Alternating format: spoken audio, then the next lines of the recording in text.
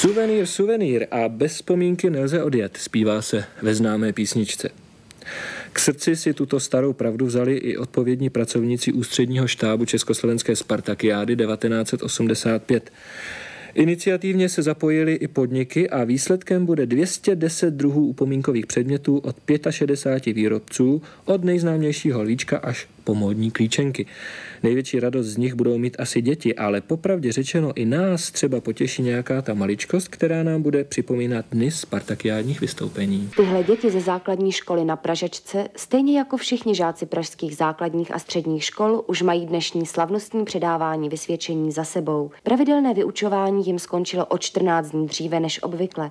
Důvodem je pochopitelně strahovské spartakiádní finále.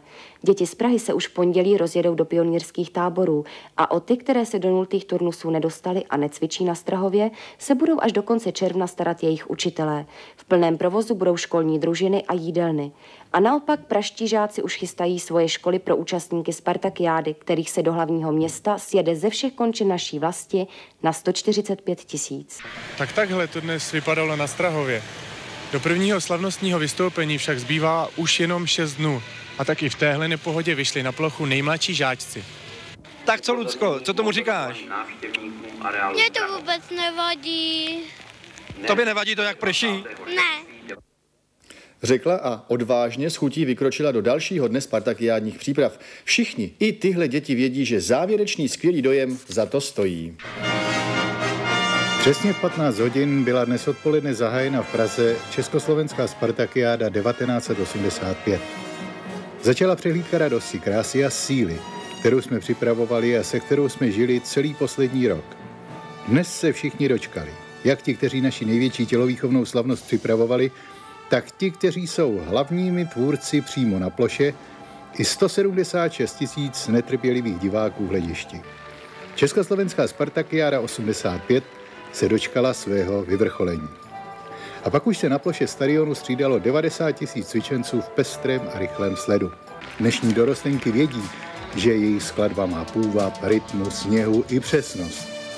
Dlouhé bílé lenty se v jejich rukou vlnily jako bílé obláčky, dlouhé vlny řek nebo závoje budoucích nevěst. Proto při jejich skladbě nebouřil stadion hromovým potleskem. Byl tichý, pozorný, naslouchající a bedlivě pozorující. A chybu nikdo nenašel. Takže děvčatá, vůbec všichni, kteří jste dnes cvičili, vydržte, bylo to prima. Bol to sviatok telovýchovy, starostlivo pripravovaný 100 000 našich občanov, dôstojný vklad k 40. výročiu oslobodenia našej vlasti sovietskou armádou. A dnešný program hromadných vystúpení, koncipovaný v duchu myšlienky vernosť socializmu a mieru, sledovali aj súdruhovia Gustav Husák, Lubomír Štrougal a ďalší vedúci predstavitelia straníckych a štátnych orgánov a spoločenských organizácií. Dorostenky a ženy ve společné skladbě rozehrály dynamiku mládí a rozvahu zralosti v nádherné symbióze. Je tak charakteristická pro celý náš život. A tak jsme měli po celou skladbu co obdivovat. Bylo krátce po 19. hodině. Slunce zlatilo celou Prahu a hladilo svými paprsky Strahovský stadion, který se loučil s Československou Spartakiádou 85. Byly to 4 nezapomenutelné dny. Skončili a patří minulosti.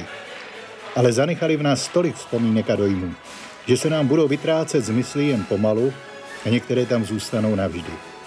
Proto patří všem, kteří se o to zasloužili, náš upřímný dík.